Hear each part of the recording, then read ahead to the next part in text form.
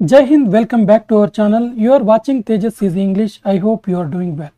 Friends, in this video, we are going to learn how to use there in past tense. Past tense ನಲ್ಲಿ there ನ ಬಳಕೆ ಯಾವ ರೀತಿ ಮಾಡಬೇಕು ಅಂತೇಳಿ ಇವತ್ತಿನ ವಿಡಿಯೋದಲ್ಲಿ ಅತ್ಯಂತ ಸುಲಭವಾಗಿ ಕಲಿತಾ ಹೋಗೋಣ.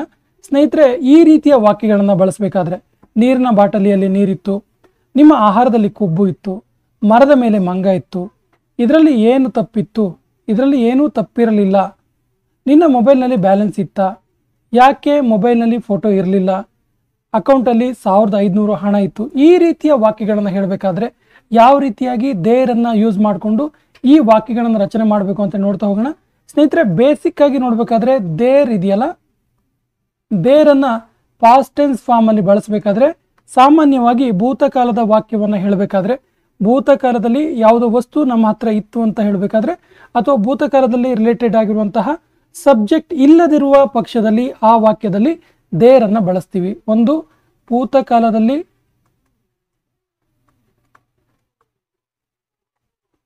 ಏನೋ ಇತ್ತು ಎಂದು ಹೇಳುವಾಗ 1 ಪಾಯಿಂಟ್. ಇನ್ನೊಂದು ಭೂತಕಾಲದಲ್ಲಿ ವಾಕ್ಯವನ್ನು ಹೇಳಬೇಕಾದ್ರೆ ಸಬ್ಜೆಕ್ಟ್ ಇರದಿದ್ದ ಪಕ್ಷದಲ್ಲಿ ಅಲ್ಲಿ ನಾವು ಏನು ಬಳಸ್ತೀವಿ, ದೇರನ್ನು ಬಳಸ್ತೀವಿ. ಹಾಗಾದರೆ ಯಾವ ರೀತಿ ಈ ದೇರ್ ಬಳಕೆ ಆಗುತ್ತೆ ಎಂದಿನಂತೆ ಸ್ಟ್ರಕ್ಚರ್ನ ನೋಡೋಣ. ವೆರಿ ಇಂಪಾರ್ಟೆಂಟ್ಲಿ ಸ್ಟ್ರಕ್ಚರ್ನ ನೋಡ್ತಾ ಹೋದರೆ ಸ್ಟ್ರಕ್ಚರ್ ಈ ರೀತಿ ಇದೆ. ಸೊ ನೋಡಿ, ಸ್ಟ್ರಕ್ಚರ್ ನೋಡಿದ್ರೆ ಇದು ದೇರ್ ಪಾಸ್ಟ್ ಟೆನ್ಸ್ ರಿಲೇಟೆಡ್ ಆಗಿರುವಂಥ ಸ್ಟ್ರಕ್ಚರ್. ಇದು ಪಾಸ್ಟ್ ಟೆನ್ಸಲ್ಲಿ ದೇರ್ ಯಾವ ರೀತಿ ಬಳಕೆ ಆಗುತ್ತೆ ಅಂತ ಹೇಳುವ ಸ್ಟ್ರಕ್ಚರ್ ಇದು. ಸ್ನೇಹಿತರೆ, 60 ಡೇಸ್ ಸ್ಪೋಕನ್ ಇಂಗ್ಲೀಷ್ ಕೋರ್ಸ್ನ 10ನೇ ದಿನದಲ್ಲಿದ್ದೀವಿ. ಹಿಂದಿನ ವಿಡಿಯೋಗಳನ್ನು ಕೂಡ ನೋಡಿ, ನಿಮಗೆ ಕಂಪ್ಲೀಟ್ ಆಗಿ ಪ್ರತಿ ವಿಡಿಯೋದಲ್ಲಿ ಸ್ಟ್ರಕ್ಚರ್ನ ಬಳಸ್ಕೊಂಡು ಯಾವ ರೀತಿಯಾಗಿ ವಾಕ್ಯವನ್ನು ಮಾಡಬೇಕು ಅಂತೇಳಿ ಬಿಡಿ ಬಿಡಿಯಾಗಿ ಅತ್ಯಂತ ಸರಳ ವಿಧಾನದಲ್ಲಿ ಹೇಳ್ಕೊಡ್ಲಾಗ್ತಾ ಇದೆ.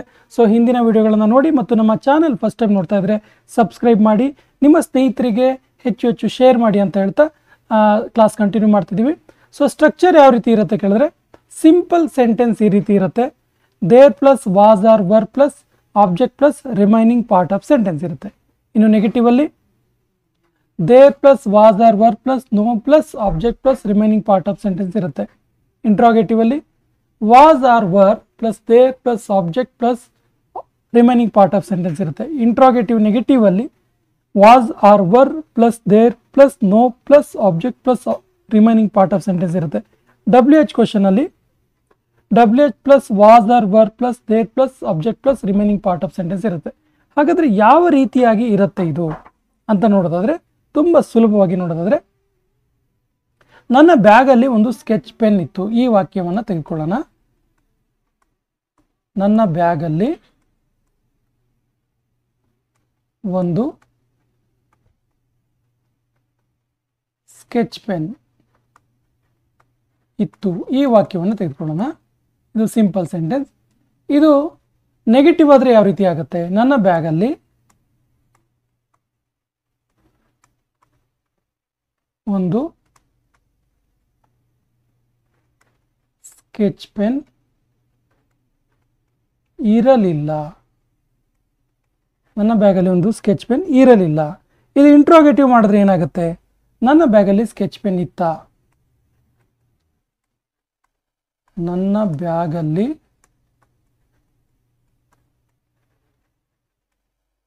ಸ್ಕೆಚ್ ಪೆನ್ ಇತ್ತಾ, ನನ್ನ ಬ್ಯಾಗಲ್ಲಿ ಸ್ಕೆಚ್ ಪೆನ್ ಇತ್ತಾ. ಇಂಟ್ರಾಗೇಟಿವ್ ನೆಗೆಟಿವ್ ಮಾಡೋದಾದ್ರೆ ನನ್ನ ಬ್ಯಾಗಲ್ಲಿ ಸ್ಕೆಚ್ ಪೆನ್ ಇರಲಿಲ್ವಾ ಅಂತೇಳಿ. ನನ್ನ ಬ್ಯಾಗಲ್ಲಿ ಸ್ಕೆಚ್ ಪೆನ್ ಇರಲಿಲ್ಲವಾ, ನನ್ನ ಬ್ಯಾಗಲ್ಲಿ ಸ್ಕೆಚ್ ಪೆನ್ ಇರಲಿಲ್ವಾ ಕೇಳ್ತೀವಲ್ಲ ಆ ರೀತಿ. ಸೊ WH ಕ್ವಶನ್ ಈ ರೀತಿ ಹೇಳಬೇಕು, ನನ್ನ ಬ್ಯಾಗಲ್ಲಿ ಎಷ್ಟು ಸ್ಕೆಚ್ ಪೆನ್ ಇತ್ತು, ನನ್ನ ಬ್ಯಾಗಲ್ಲಿ ಎಷ್ಟು ಸ್ಕೆಚ್ ಪೆನ್. ಇದು WH ಸೆಂಟೆನ್ಸ್ ಆಗುತ್ತೆ. ನೋಡಿ, ದೇರ್ ಪ್ಲಸ್ ದೇರನ್ನು ಪಾಸ್ಟ್ ಟೆನ್ಸಲ್ಲಿ ಯೂಸ್ ಮಾಡಿದಾಗ ಸಾಮಾನ್ಯವಾಗಿ ಈ ರೀತಿ ವಾಕ್ಯಗಳು ಬರ್ತವೆ. ನನ್ನ ಬ್ಯಾಗಲ್ಲಿ ಒಂದು ಸ್ಕೆಚ್ ಪೆನ್ ಇತ್ತು, ಅದನ್ನು ನೆಗೆಟಿವ್ ಮಾಡಿದಾಗ ನನ್ನ ಬ್ಯಾಗಲ್ಲಿ ಒಂದು ಸ್ಕೆಚ್ ಪೆನ್ ಇರಲಿಲ್ಲ. ಅದನ್ನು ಇಂಟ್ರೋಗೇಟಿವ್ ಮಾಡಿದಾಗ ನನ್ನ ಬ್ಯಾಗಲ್ಲಿ ಸ್ಕೆಚ್ ಪೆನ್ ಇತ್ತಾ, ಅದನ್ನು ಇಂಟ್ರೋಗೇಟಿವ್ ನೆಗೆಟಿವ್ ಮಾಡಿದಾಗ ನನ್ನ ಬ್ಯಾಗಲ್ಲಿ ಸ್ಕೆಚ್ ಪೆನ್ ಇರಲಿಲ್ವಾ. ಅದೇ WH ಕ್ವಶನ್ ಮಾಡಿದಾಗ ನನ್ನ ಬ್ಯಾಗಲ್ಲಿ ಎಷ್ಟು ಸ್ಕೆಚ್ ಪೆನ್ ಇತ್ತು. ಹಾಗಾದರೆ ಈ ಸ್ಟ್ರಕ್ಚರಿಗೆ ಅನುಗುಣವಾಗಿ ಯಾವ ರೀತಿಯಾಗಿ ನಾವು ಸೆಂಟೆನ್ಸ್ ಫಾರ್ಮೇಷನ್ ಮಾಡಬೇಕು ಅಂತ ನೋಡ್ತಾ ಹೋಗೋಣ. ನನ್ನ ಬ್ಯಾಗಲ್ಲಿ ಒಂದು ಸ್ಕೆಚ್ ಪೆನ್ ಇತ್ತು. ಸೊ ಮೊದಲಿಗೆ ಏನು ಬರಬೇಕು, there. So there was a sketch pen. There was a sketch pen in my bag. There was a sketch pen in my bag. So ಒಂದನೇ ವಾಕ್ಯ ಆಯಿತು. ಸೊ ಎರಡನೇ ವಾಕ್ಯ, ನನ್ನ ಬ್ಯಾಗಲ್ಲಿ ಸ್ಕೆಚ್ ಪೆನ್ ಇರಲಿಲ್ಲ. There was no sketch pen. There was no sketch pen in my bag. ನನ್ನ ಬ್ಯಾಗಲ್ಲಿ ಸ್ಕೆಚ್ ಪೆನ್ ಇರಲಿಲ್ಲ. ಇಂಟ್ರಾಗೇಟಿವ್ ಮಾಡಿದ್ರೆ ಮೂರನೇ ವಾಕ್ಯ ಯಾವ ರೀತಿ ಇರುತ್ತೆ, ನನ್ನ ಬ್ಯಾಗಲ್ಲಿ ಸ್ಕೆಚ್ ಪೆನ್ ಇತ್ತಾ. Was there a sketch pen in my bag. Was there a sketch pen in my bag. ನನ್ನ ಬ್ಯಾಗಲ್ಲಿ ಸ್ಕೆಚ್ ಪೆನ್ ಇತ್ತಾ. Was there a sketch pen in my bag. Interrogative negative ಮಾಡೋದಾದ್ರೆ ನನ್ನ ಬ್ಯಾಗಲ್ಲಿ ಸ್ಕೆಚ್ ಪೆನ್ ಇರಲಿಲ್ವಾ ಕೇಳೋದಾದ್ರೆ was there. ನೋಡಿ ಎಷ್ಟು ಸುಲಭ, ವಾಸ್ ದೇರ್. ನೋಡಿ ನೋ ಬರ್ಬೇಕಿಲ್ಲಿ, no sketch pen. Was there no sketch pen in my bag. Was there no sketch pen in my bag. ಅದನ್ನೇ WH ಕ್ವಶನ್ ಮಾಡೋದಾದ್ರೆ ನನ್ನ ಬ್ಯಾಗಲ್ಲಿ ಎಷ್ಟು ಸ್ಕೆಚ್ ಪೆನ್ ಇತ್ತು. How many sketch pens were there in my bag. How many sketch pens were. ಇಲ್ಲಿ were use ಆಗುತ್ತೆ. Were there in my bag. Were ಯಾಕೆ ಬಂತು ಅಂದರೆ ಹೌ ಮೆನಿ ಸ್ಕೆಚ್ ಪೆನ್ಸ್ ಕೇಳ್ತಿದ್ದೀವಲ್ಲ, ಬಹುವಚನ ಬಂದಿರೋದ್ರಿಂದ ವರ್ ಬಂದಿದೆ. ಸೊ ಇನ್ನೊಮ್ಮೆ ಒಂದೊಂದಾಗಿ ನೋಡೋಣ. ಸಿಂಪಲ್ ಸೆಂಟೆನ್ಸ್ ಈ ರೀತಿ ಇರುತ್ತೆ, ನನ್ನ ಬ್ಯಾಗಲ್ಲಿ ಒಂದು ಸ್ಕೆಚ್ ಪೆನ್ ಇತ್ತು. ನೋಡಿ ಪಾಸ್ಟ್ ಟೆನ್ಸಲ್ಲಿ ಹೇಳ್ತಿದ್ದೀವಿ ಮತ್ತು ದೇರನ್ನು ಬಳಸ್ಕೊಳ್ತಾ ಇದ್ದೀವಿ. ಸೊ ಹಿಂದಿನ ವಿಡಿಯೋದಲ್ಲಿ ದೇರನ್ನು ಬಳಸ್ಕೊಂಡು ಪ್ರೆಸೆಂಟ್ ಸೆಂಟೆನ್ಸನ್ನು ಮಾಡೋದನ್ನು ಕಲ್ತಿದ್ವಿ. ಸೊ ಪಾಸ್ಟ್ ಸೆಂಟೆನ್ಸ್ ಈ ರೀತಿ ಇರುತ್ತೆ, ನನ್ನ ಬ್ಯಾಗಲ್ಲಿ ಒಂದು ಸ್ಕೆಚ್ ಪೆನ್ ಇತ್ತು. So there was a sketch pen in my bag. ನನ್ನ ಬ್ಯಾಗಲ್ಲಿ ಒಂದು ಸ್ಕೆಚ್ ಪೆನ್ ಇರಲಿಲ್ಲ. There was no sketch pen in my bag. ನನ್ನ ಬ್ಯಾಗಲ್ಲಿ ಸ್ಕೆಚ್ ಪೆನ್ ಇತ್ತಾ. Was there a sketch pen in my bag. ನನ್ನ ಬ್ಯಾಗಲ್ಲಿ ಸ್ಕೆಚ್ ಪೆನ್ ಇರಲಿಲ್ವಾ. Was there no sketch pen in my bag. ನನ್ನ ಬ್ಯಾಗಲ್ಲಿ ಎಷ್ಟು ಸ್ಕೆಚ್ ಪೆನ್ ಇತ್ತು. How many sketch pens were there in my bag. So ಈ ರೀತಿಯಾಗಿ ಸ್ಟ್ರಕ್ಚರ್ನ ಬಳಸ್ಕೊಂಡು ದೇರ್ನ ಬಳಕೆ ಮಾಡಬೇಕು ಪಾಸ್ಟ್ ಟೆನ್ಸ್ ಫಾರ್ಮಲ್ಲಿ. ಹಾಗಾದರೆ ಇನ್ನೊಂದಿಷ್ಟು ಎಕ್ಸಾಂಪಲ್ಗಳನ್ನು ನೋಡ್ತಾ ಹೋಗೋಣ, ಉದಾಹರಣೆ ವಾಕ್ಯಗಳನ್ನು ನೋಡೋಣ. ಸೊ ಮೊದಲ ವಾಕ್ಯ ಈ ರೀತಿ ಇದೆ, ನೀರಿನ ಬಾಟಲಿಯಲ್ಲಿ ನೀರಿತ್ತು. ನೀರಿನ ಬಾಟಲಿಯಲ್ಲಿ ನೀರಿತ್ತು. ಇದನ್ನ ಹೇಳೋಕ್ಕೆ ಹೆಂಗೆ ಹೇಳಬೇಕು, there was water in the bottle.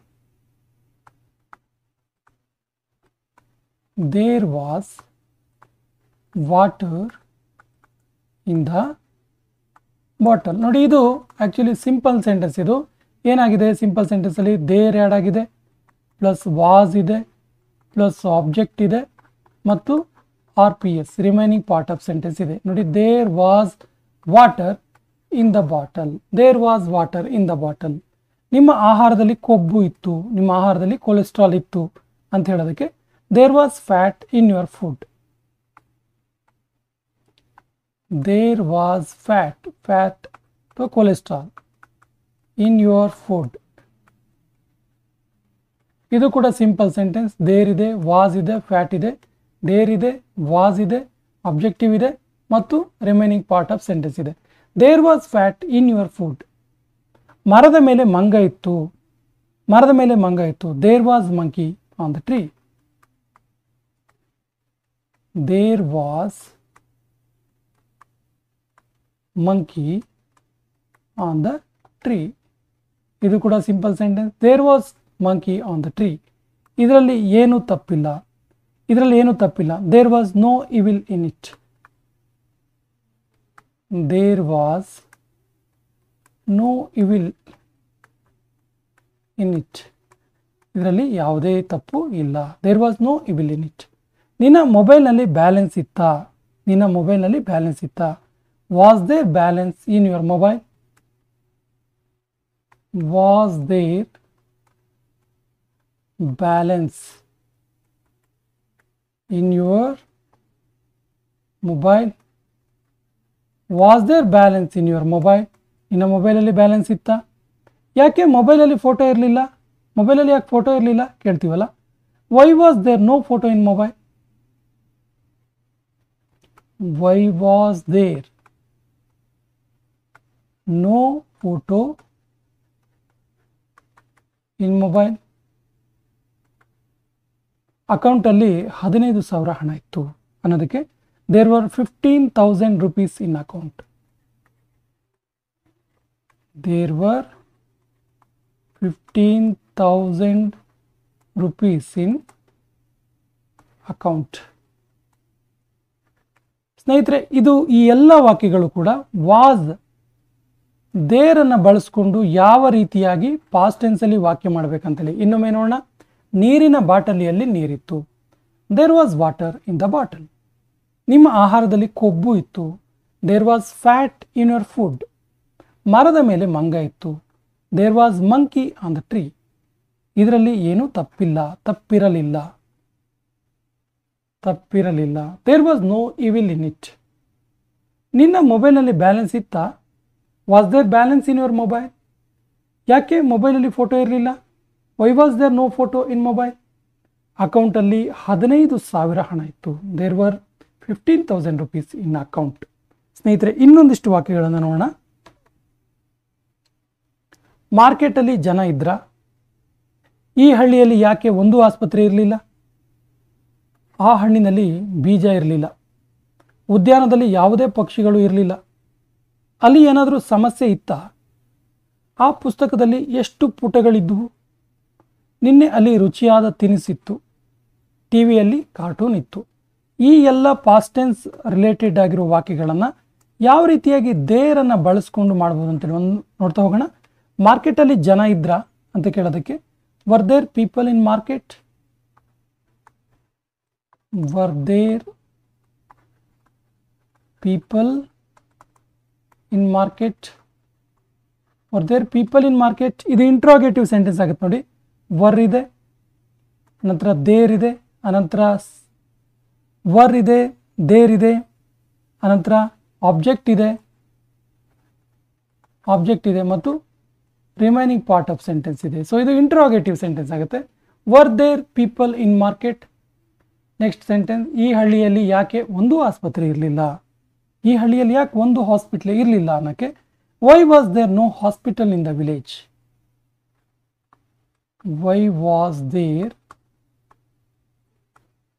No hospital in the village? Why was there no hospital in the village? Why was there no hospital in the village? ಆ ಹಣ್ಣಿನಲ್ಲಿ ಬೀಜ ಇರಲಿಲ್ಲ. ಅನ್ನೋದಕ್ಕೆ there was no seed in the fruit. There was no seed in the fruit. There was no seed in the fruit.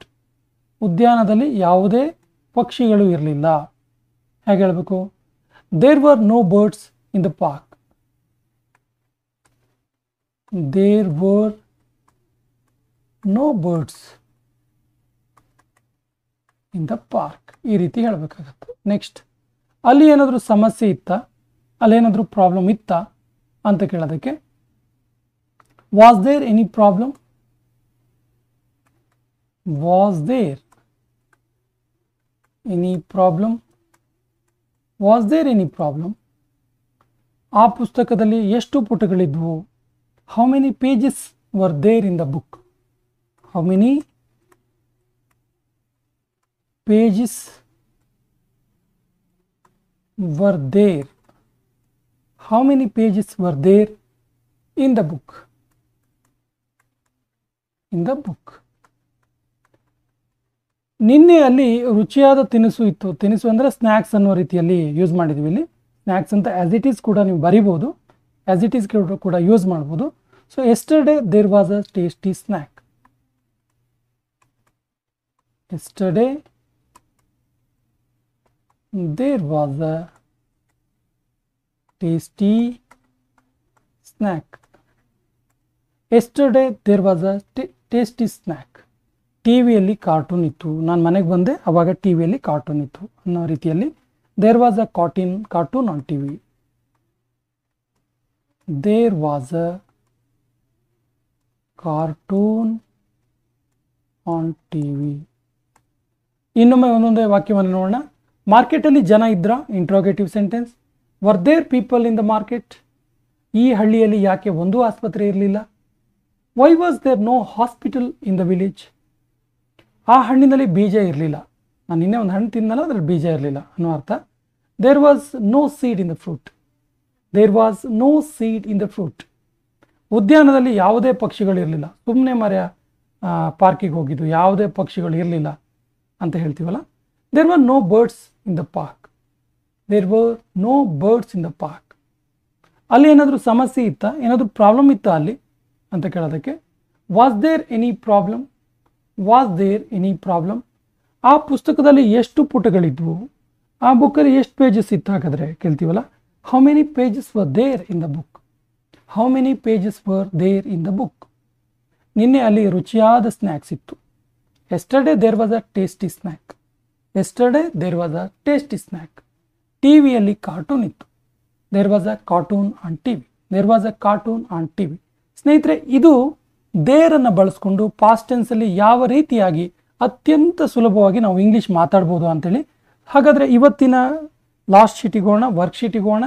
ಎಂದಿನಂತೆ ಇವತ್ತು ಕೂಡ ವರ್ಕ್ಶೀಟನ್ನು ನೀಡ್ತಾ ಇದ್ದೀವಿ. ಸೊ ವರ್ಕ್ಶೀಟ್ ಏನಿದೆ ಕೇಳಿದ್ರೆ ಡೇ 10 ವರ್ಕ್ಶೀಟ್ ಈ ರೀತಿ ಇದೆ. ಪ್ರತಿನಿತ್ಯದಂತೆ ಇದಕ್ಕೆ ನೀವು ಟ್ರಾನ್ಸ್ಲೇಟ್ ಮಾಡಿ ಮಾತಾಡಬೇಕಾಗತ್ತೆ ಮತ್ತು ಮಾತನಾಡೋದನ್ನು ಪ್ರಾಕ್ಟೀಸ್ ಮಾಡಬೇಕಾಗತ್ತೆ ಮತ್ತು ಟ್ರಾನ್ಸ್ಲೇಟ್ ಮಾಡಿರುವ ವಾಕ್ಯವನ್ನು ಕಮೆಂಟ್ ಬಾಕ್ಸಲ್ಲಿ ಹಾಕಬೇಕಾಗತ್ತೆ. ನಮ್ಮ ಊರಿನಲ್ಲಿ ನೀರಿನ ವ್ಯವಸ್ಥೆ ಇರಲಿಲ್ಲ. ಆಕಾಶದಲ್ಲಿ ಒಂದು ಗಾಳಿಪಟ ಇತ್ತು. ಝೂನಲ್ಲಿ ಪ್ರಾಣಿಗಳು ಇದ್ದವಾ. ಆಕಾಶದಲ್ಲಿ ಮೋಡಗಳಿದ್ದವು. ನಿನ್ನೆ ಮನೆ ಮೇಲೆ ಒಂದು ಬೆಕ್ಕು ಇತ್ತು. ಸೊ ಈ ವಾಕ್ಯಗಳನ್ನು ಇಂಗ್ಲೀಷಲ್ಲಿ ಮಾತನಾಡೋದನ್ನು ಪ್ರಾಕ್ಟೀಸ್ ಮಾಡಿ ಸರಿಯಾದ ಇಂಗ್ಲೀಷ್ ಸೆಂಟೆನ್ಸನ್ನು ಕಮೆಂಟ್ ಬಾಕ್ಸಲ್ಲಿ ಕಮೆಂಟ್ ಮಾಡಿ. ಸ್ನೇಹಿತರೆ, ನಮ್ಮ 60 ಡೇಸ್ ಸ್ಪೋಕನ್ ಇಂಗ್ಲೀಷ್ ಕೋರ್ಸ್ ಇಷ್ಟ ಆಗಿದ್ರೆ ಕಮೆಂಟ್ ಬಾಕ್ಸಲ್ಲಿ ಕಮೆಂಟ್ ಮಾಡಿ, ಸ್ನೇಹಿತರಿಗೆ ಹೆಚ್ಚು ಹೆಚ್ಚು ಶೇರ್ ಮಾಡಿ ಮತ್ತು ಕಂಟೆಂಟ್ ಇಷ್ಟ ಆದರೆ ಲೈಕ್ ಮಾಡಿ ಮತ್ತು ಮೊದಲ ಬಾರಿಗೆ ನೋಡ್ತಾ ಇದ್ದರೆ ಸಬ್ಸ್ಕ್ರೈಬ್ ಮಾಡೋಕ್ಕೆ ಮರಿಬೇಡಿ ಅಂತ ಹೇಳ್ತಾ ಇವತ್ತಿನ ಸೆಷನ್ಗೆ ಫುಲ್ ಸ್ಟಾಪ್ ಆಗ್ತಿದ್ದೀವಿ. ಜೈ ಹಿಂದ್.